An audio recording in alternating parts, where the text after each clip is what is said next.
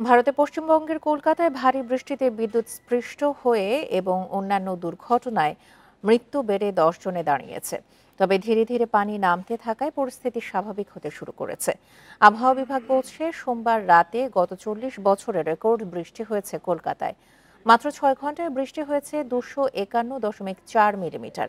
তবে মেঘ ভাঙা বৃষ্টি হওয়ার বিষয়টি নাকচ করে দিয়েছে আবহাওয়া বিভাগ।